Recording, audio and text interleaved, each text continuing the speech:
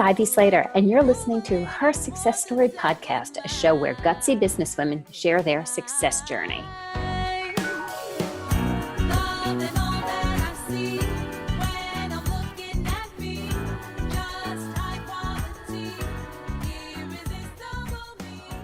Hi, it's Ivy Slater. Welcome to today's episode of Her Success Story. Really interesting guests today. I have to tell you, ladies and gentlemen, I'm fascinated. Ameena Majid combines her experience with executive compensation and her passion for human rights. She helps her clients continuously adapt to evolving societal and investor expectations on their business.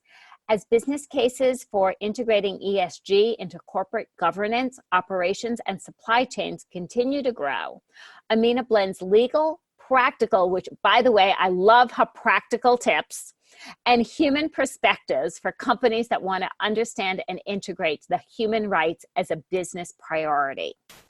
You're going to hear so much more about it from Amina herself, and you can read all of her amazing things she's doing, from being a board member to her business, in the show notes. But Amina, I want to talk with you today. Let's hear, how in the world did you get started on this?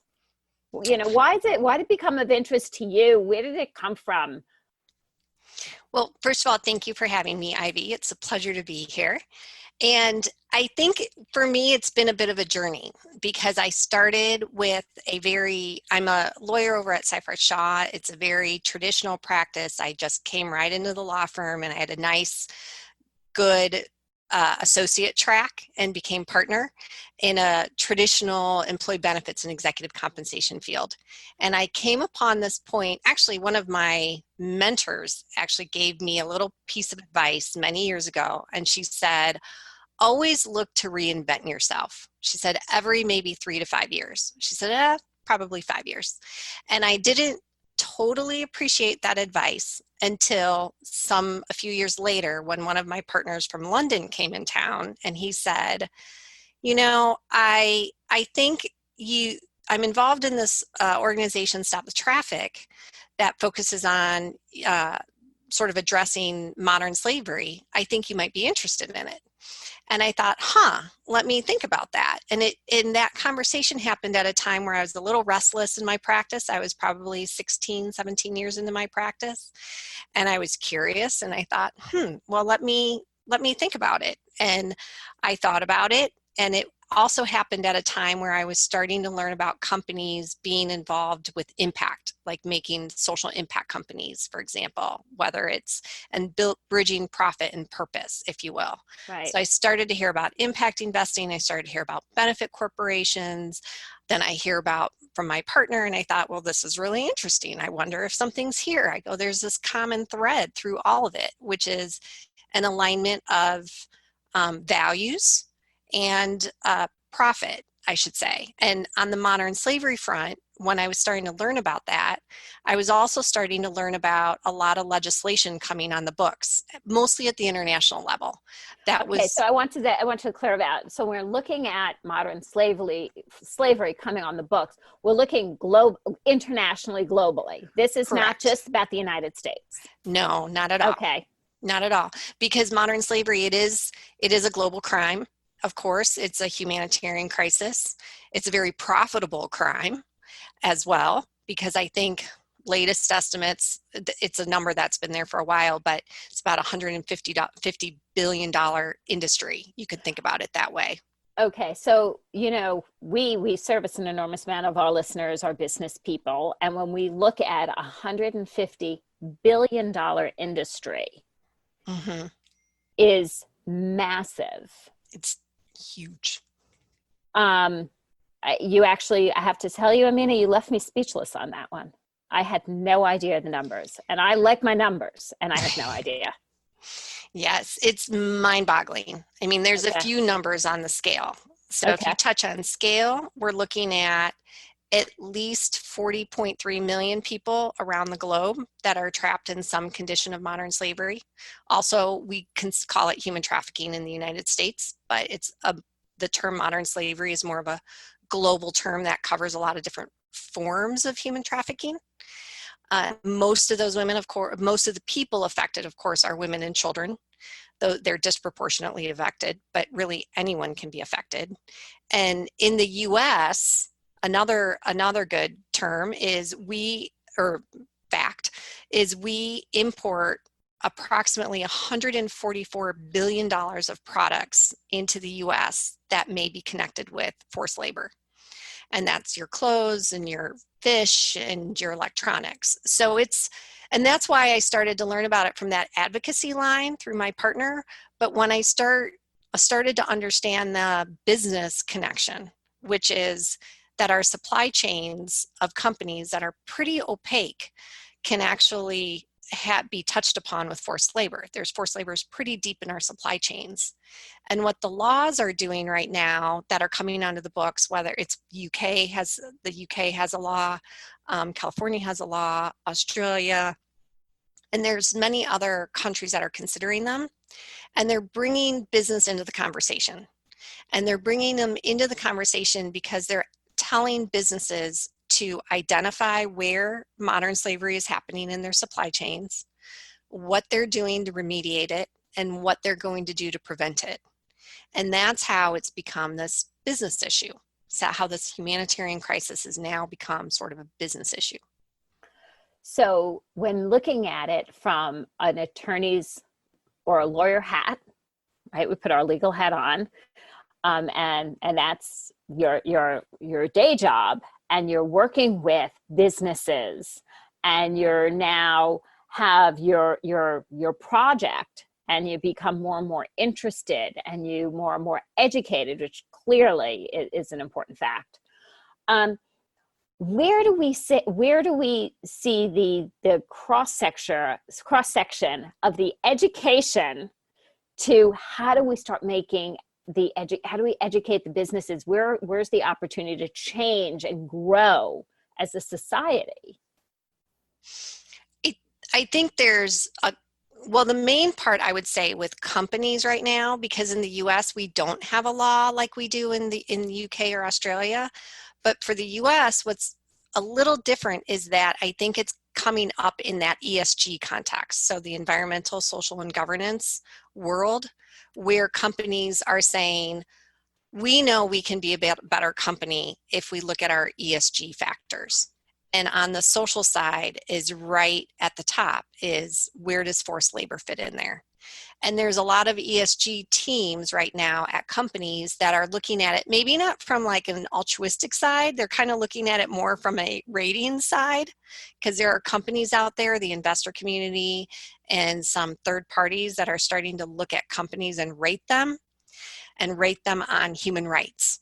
And so that, companies are starting to see that this is really an important issue from an environmental side, from a society side, from a consumer side. So the US companies are starting to kind of get inquiries, if you will, because I had a client the other day where a third party agency asked our client, hey, we don't see anything on human rights. And so it pops right into the business side. And then I get a call saying, okay, what does this mean? How do I start? I love that. So, when we look at how do we start? So you became intrigued about this. It was shared with you, became intrigued about it. And what has your journey in because we threw in the how to, you got started, and where are you in this today? I mean, you've been involved in this for years. You've built things, and from a business perspective to a nonprofit's perspective and board's perspective, where are you now in this? We're really just at the beginning. So from a lawyer's perspective, there isn't a US law there, right? So from a lawyer's perspective, it's not as if I can sit there and say, if you don't do X, you're going to have this consequence. So the way from a lawyer's perspective it's coming up for me is much like it did from a client, so it's not really front and center, I would say, quite yet for more US-based legal, or more US-based companies, I should say. So right now it's really just raising the volume on on the topic as a business issue. And go What ahead. are some of the challenges you have faced in doing this now with your clients, with everything you're involved in? Mm-hmm. I would say the challenge is when you're looking to take your skill set, or I'm looking to take my skill set really and blend, what I'm learning as an advocate, what I'm learning as a changing legal landscape. I think then to take that and really raise it as a legal issue and build that practice, I think as I call myself an entrepreneur, right? Because I'm a lawyer in a major law firm, and it's kind of up to you to start figuring out how you want to integrate an evolving area of law that's really not front and center, like cannabis law, for example. Right. So it's a challenge to take something that is a legal issue that's emerging on the landscape and raise it to a level where an organization can understand it as a legal issue and a business issue. I think that's really a challenge. How are you navigating the challenges and what are you seeing through this work that you're doing? Well, right now I would say it's starting to really step into the role of a thought leader Yeah. to bridge really and raise that conversation and raise the education related to it. I think is very important, because even just in day-to-day conversations, when people are like, what are you interested in and what have you, people don't always realize it's a business issue. They don't understand how they're connected to it. So I think right now it's really a matter of just raising it, because I know it's getting addressed in companies in different ways. But I think to really effectively address human rights and forced labor in a company, it really needs to start taking more of a holistic approach with companies, whether it's, the buy-in from senior management down to procurement, down to legal, down to marketing, down to corporate communications. So I think that's a challenge to start getting that out there. So I think the way to do it is really to, have conversations and be a thought leader in the space. And you do it so well. And you represent it so well. And yes, do you think, and goodness, and audience, just so you know, I am completely not going by any pre-conversation here, so to speak. Is it important for the U.S. to, as opposed to just California, and because a lot of, our states, you threw in the concept of cannabis, and cannabis law is becoming state by state.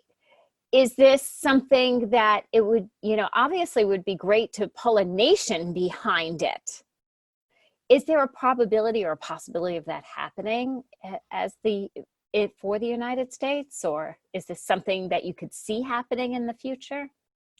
Well, there have been attempts at legislation similar to other countries. It just hasn't gone anywhere quite yet in the U.S.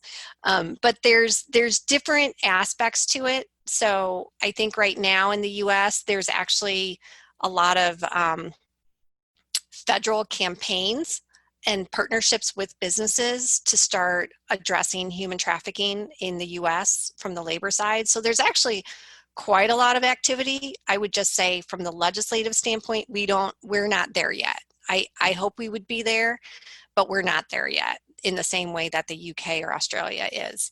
But that's not to say that absent legislation, activity isn't happening. Actually, there's a lot of activity happening. And I think that's where, again, it's just being part of that conversation. So in the activity that's happening, what are some of these successes that you have owned in your career? Especially as a woman leader, really taking a partner in a major law firm, bringing yourself into listening and being curious. Wow, what do you mean by like reestablishing myself or reinventing myself every X amount of years? But you stayed in that pulse and you listened and it was brought forth to you. So what are some of these successes that you see you've accomplished as a woman leader today? Successes that I've accomplished. Well, I think there's the traditional ones where it's, becoming partner at a young age. And then I think it's getting to that point in life where you redefine it because you've settled yourself or you've established yourself at a certain point in your career. And then it's, how do I redefine success for myself? And what does that look like? And how do I create impact? And I think in that way, I've stepped away from maybe what the traditional successes of a law firm would be because I've achieved them. And now it's, how do I create impact? And I think in that regard, and I would say one of my successes has actually been my relationship with AbleMade to sort of address becoming more intimately involved with an organization that is an impact company, and how do I get to partner with someone and get that sort of ground level view of building an impact company. Do me a favor, share more about AbleMade. So our listeners, we had gotten a chance to, and I got a chance to actually look into this and understand more. Share this whole experience, AbleMade, with our listeners today. Sure. AbleMade is a healthy lifestyle brand in the accessories space. And it's the CEO and founder is Suzanne McKenzie. And we actually, and I think this is a really wonderful story actually about women supporting women, because we met right at that time where I was a little restless and was a little curious and was learning about impact investing and benefit corporations and all of that. And she was very early on in her career, or in the business, I should say. She was maybe 4 months into the business.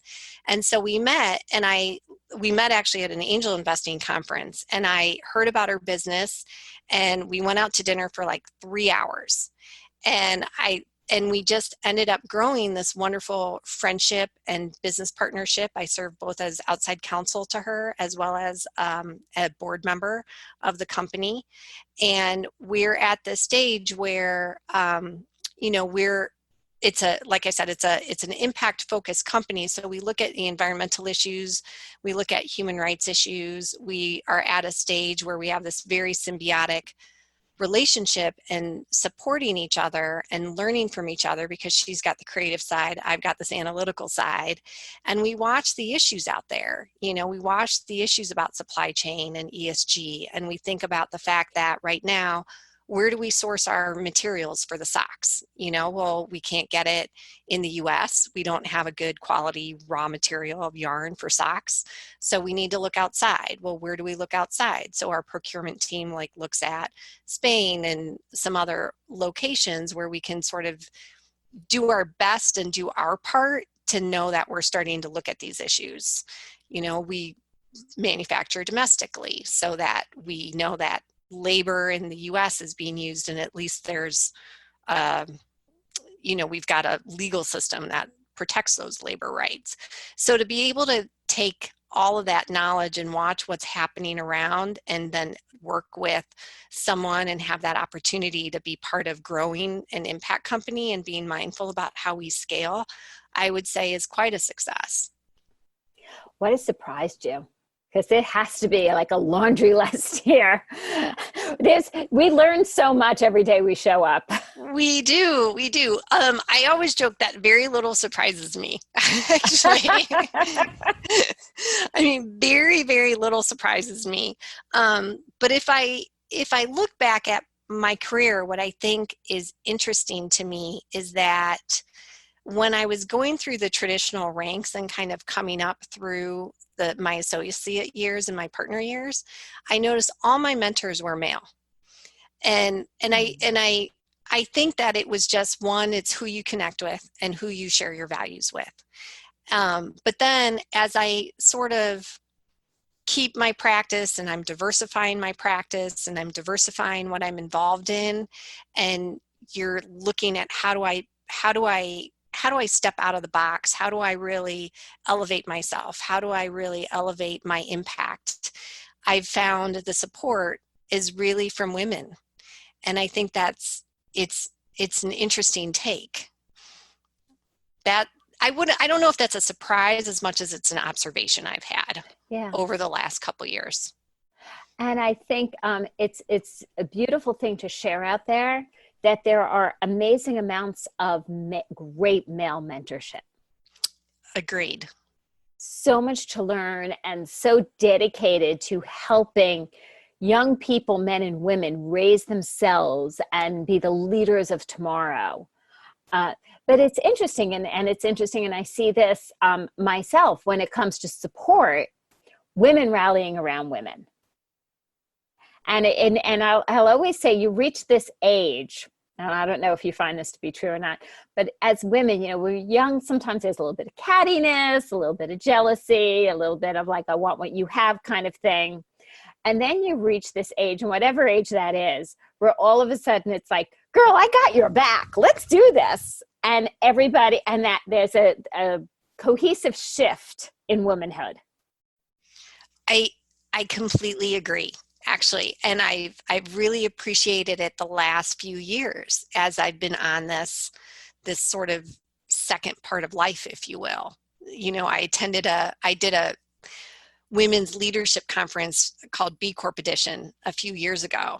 And I came back and I shared with my best friend at work, who I've been also very fortunate to have going through the ranks. And I said, I totally get it. I totally get women leadership now. And I didn't really fully appreciate it. And particularly as Suzanne and I have worked together, to end up having a female collaboration in business where we're both equals and there's just a symbiotic relationship of support, both within our respective businesses and friendship, is really, it's really something to be treasured. So any tips for leaders of tomorrow also who have that valued purpose and mission, and what would you say or share for them? Oh gosh, I have many, so many tips. Listeners, sit down and get those pens out. Get them ready. I'm a very curious person, so I know when I get bored, it's because I'm not learning. So I always say, stay curious and do the things that challenge you. I think it's also very important now because we're not linear anymore and in our careers. So it's allow yourself to learn, step back to integrate, and then learn and integrate. I think to be kind to yourself, to when you get down, we'll typically reach out to a friend and we'll hopefully get really good advice because that friend sees us for who we are. But I think it's important to also talk to yourself as if you would talk to a friend. And I would say my last thing is create your own board of directors. Tell me more. I always joke because I have so many wonderful people. My sister, Suzanne, I was very fortunate to have a female who I went through the ranks with. And over the years, all of those people, it's one thing to talk to people and vent. It's another thing to find those people who can understand how you learn or what's important to you or what causes you to fret, and then be able to navigate that for you and pull you back and give you perspective.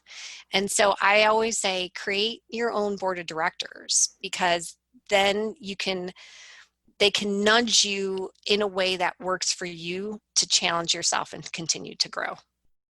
I love it. And I agree with you. And I agree with you. I support you. I endorse you in that. And I do the same thing. I believe in my own board of directors because I'm not done growing.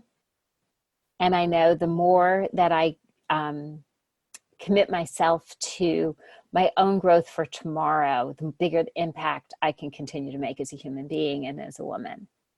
So I love that tip. Thank you for sharing that one. You are very welcome. You touched my heart.